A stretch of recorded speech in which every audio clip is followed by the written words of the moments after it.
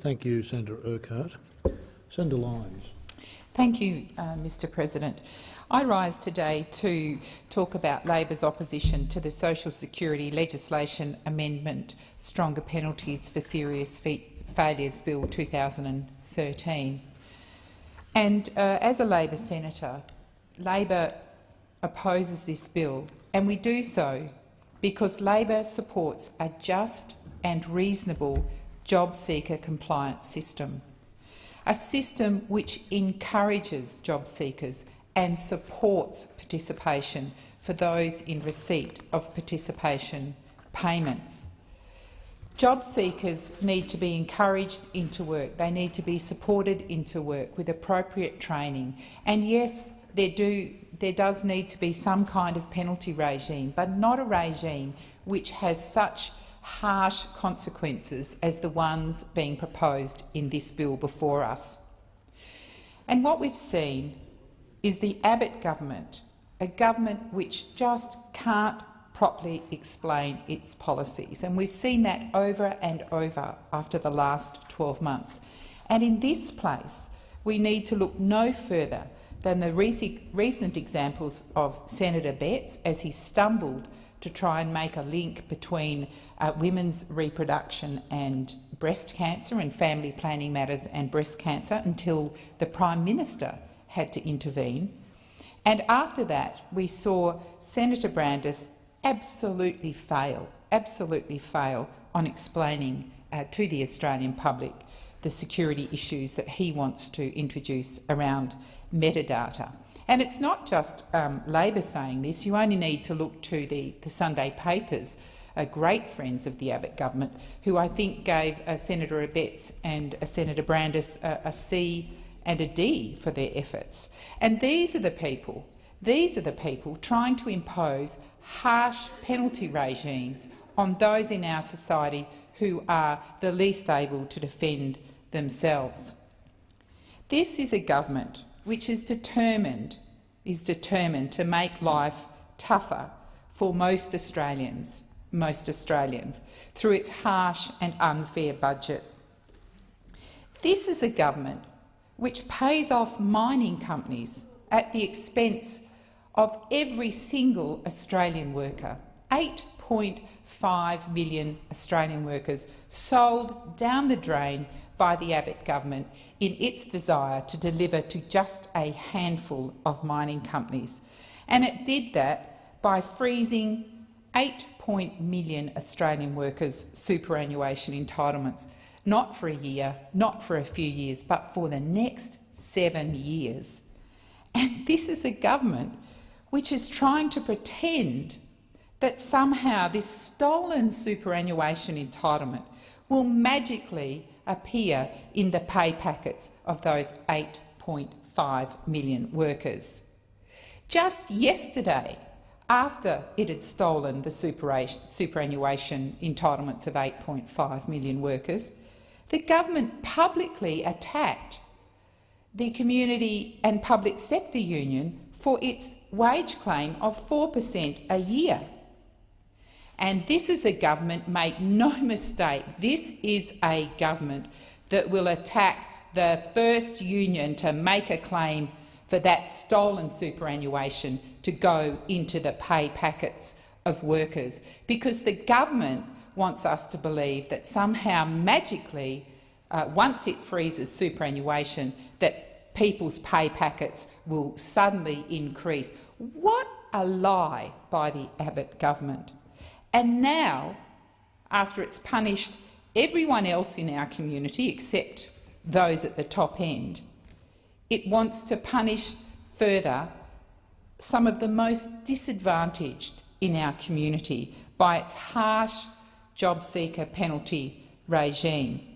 And I'm just wondering, with this social security bill, and I'm not alone in wondering, the Australian public's wondering, and I'm sure that 8.5 million Australian workers this morning are wondering, just who does this government represent?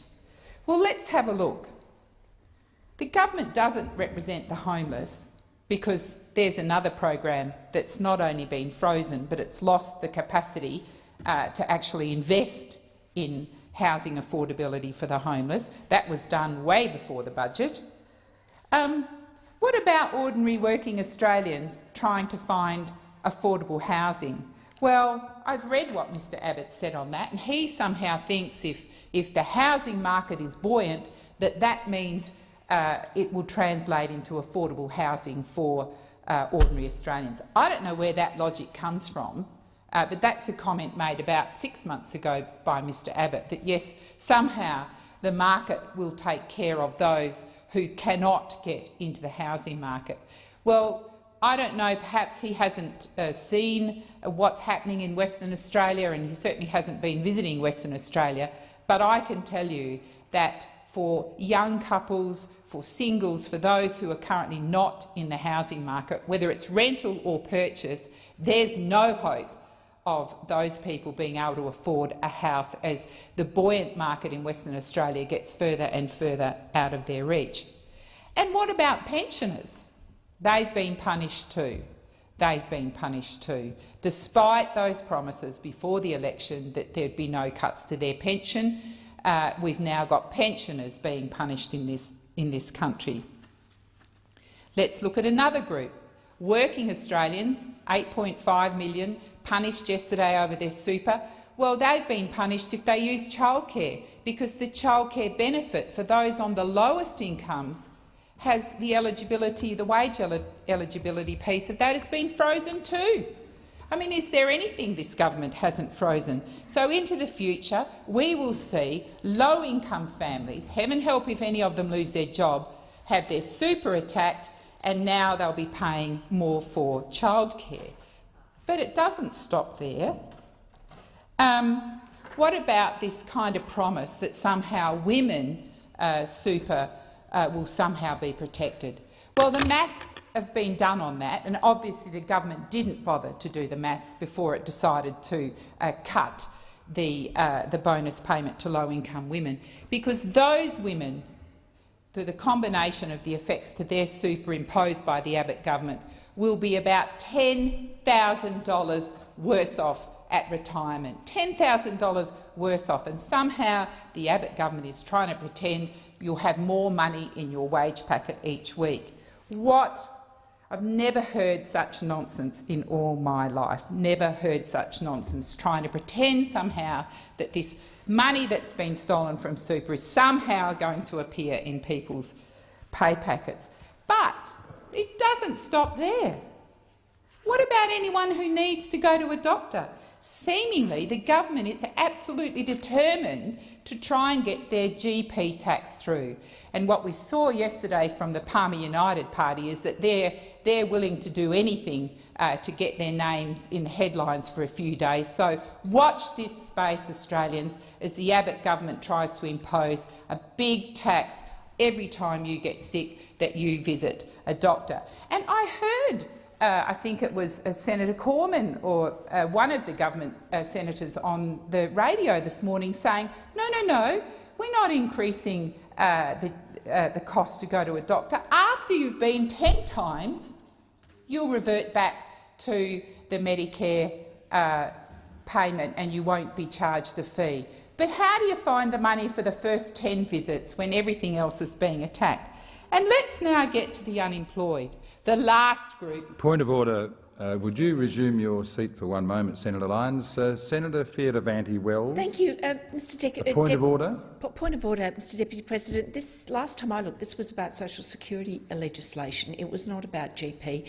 And Senator Lyons is ranging far from the topic under discussion, if I might say. Thank you. I've heard your point of order, and I do not rule in favour of it. Please continue, Senator Lyons. Thank you, Mr. Acting Deputy Speaker. Speaker. Of the topic. So what I'm trying to do here, and the government is so embarrassed and so on the nose about its harsh, cruel budget, it wants to try and stifle discussion and cut down comment. I'm trying to put the social security harsh penalties into a context, because they don't sit out there isolated on their own, as the government would like us to believe, that somehow those that have been unable to participate have to be punished. It sits within a context of somehow the whole of the Australian public unless you're wealthy, unless you're a mining company or a big business, have to be punished. And the job seekers are the last in a very long list of ordinary, everyday Australians fighting to make ends meet, working hard, looking for jobs, to be attacked by this government. So let's now move to what the government, the last group, the most vulnerable in our community, that the government wants to impose a harsh regime on. Now, there's no doubt that we should have a carrot and stick approach, and that's what Labor had. That is what Labor had. But oh no, the Abbott government's got to take it one step further, because its whole job seeker program is about punishment. It's about punishment. And somehow these jobs are going to magically appear through their trickle-down economic program. Well, let's see what happens there into the future about these wonderful jobs materialising. In the Kwinana Strip in Western Australia, there's very high youth unemployment. And so these are some of the young people that this government is seeking to attack, not help, not support through appropriate training programs, not support by having having a penalty regime, but having a penalty regime that rewards people when they get back on track, that help people to get back on track. No, this government's one single put your feet wrong and that's it. You will be without any money at all. Well, let's have a look at those people who somehow will fall foul of the government's penalty regime, taking money from people who are really disadvantaged in the job market. How does that help? Order on my How right. does that help? How do we get people into employment when they're no longer receiving a benefit? How do we get them into an appropriate training program? Because work for the dole is a joke. It doesn't work anywhere in the world, so let's have a look at that. So they're cleaning windows at the local community centre. How does that skill people up for a job into the future? And taking just any job is not going to help either. If I live on the Kwinana Strip in Western Australia, is the government really suggesting that I up sticks and take a fruit-picking job in Tasmania? Like, how do I get there? How do I get there? Where's the money? I'm already being penalised by these harsh penalty measures. So how on earth does that happen? I know, like every other one of the government's failed programs, it just happens magically. It just happens by magic. It's somebody else's problem. So what happens when a person is penalised and is without any income? What happens to the rent or the mortgage that they might have to pay? How do they get food into their cupboards? How do they even afford to manage to comply if the local Centrelink office is a bus or a train trip away? Does the government just expect them to be picked up by yet another government department? Or what about the non-government sector, who's already overloaded? And I can tell you that in the southern suburbs of Perth, the community services are pretty thin on the ground. The Salvation Army operate out of Rockingham, which is close to Kwinana, but I'm not sure how someone on a nil income, someone getting no money at all because they're being penalised, would actually get to Rockingham, because, you know, how do they get the bus fare? How do they manage to get from their place where they're living to the Salvation Army to get the assistance they need? Or is it just going to fall to yet another department? I mean, this regime being proposed by the Abbott government is completely out of order. To punish the most vulnerable in our society by denying them a benefit is not going to work. And there should be the sort of regime that Labor had in place, where once people complied, the benefit started to flow. But no, this government's saying, no, you've done the wrong thing, you'll serve your time. It's really, where is the carrot in that?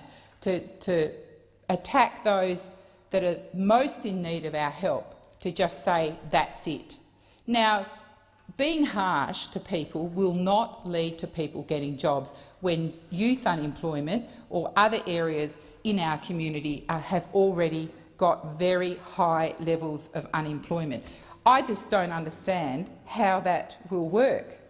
And these measures, don't forget, go along with the 6 months waiting period. So we're creating this whole new harsh regime which is saying to those seeking work, guess what? If you're out of work, it's your own fault. That's what we're saying. It's your own fault you're out of work. And not only that, if you don't take a job or you don't comply, you don't go and scrub the windows in the local community centre and impose a regime on an NGO that's already struggling, then we will punish you further, because we will apply penalties and you will miss out on your benefit. Now, if that isn't blaming the job seeker, then I don't know what is. I really don't know what is. And how do you put in place work for the dole in a place like Kwinana that's got such high youth unemployment? I mean, how does that happen? You know, I won't hold my breath, because it's not going to happen, that's for sure.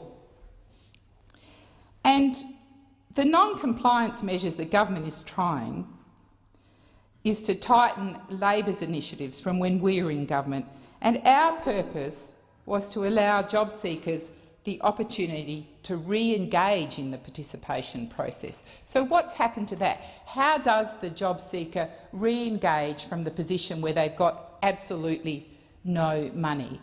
Talk about knocking a person down when they're already down. This just takes it one step further. And the provisions that we put in place were successful in helping job seekers re-engage with their job service providers, and they were successful in the process of assisting with participation while they looked for work. And our provisions encourage job seekers to find suitable offers of employment. And there's a raft of academic research that says if you take a job seeker and you force them to take a fruit-picking job or some other kind of job that they're not well suited to, it just doesn't last. And what we know about some of the jobs that Senator Abetz talks about is that they're casual jobs. So are we seriously asking a job seeker to move wherever in the country to avoid a penalty, to pick up any job at a great cost for 6 months, for 4 months, and then what? And then what? I mean, this is a government that has no plan, no plan. It is not able to develop good policy that's fair and, yes, has some sort of penalty in it.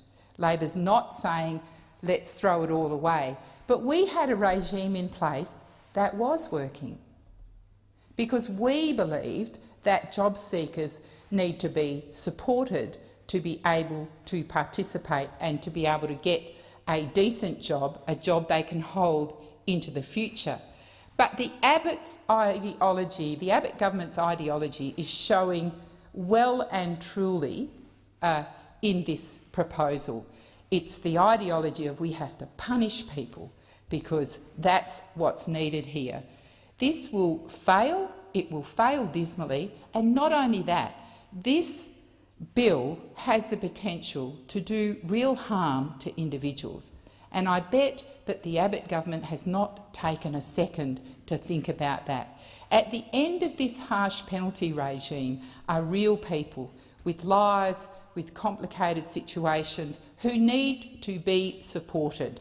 And they need to be well supported so that they are in a fit state to be able to get a job that will last them for quite a few years. Not a seasonal job, not a casual job, not a work for the dole job, but a decent job. And it's certainly, we're not going to see jobs magically appear by the Abbott government's market-based trickle-down, it's someone else's problem to find these jobs. Well, they will not magically appear, and I would urge the government to re-look at what Labor had in place, to have a penalty regime, but to have a regime where there can be some kind of reassessment, some kind of re-evaluation, so that people are not harmed by this harsh, cruel measure.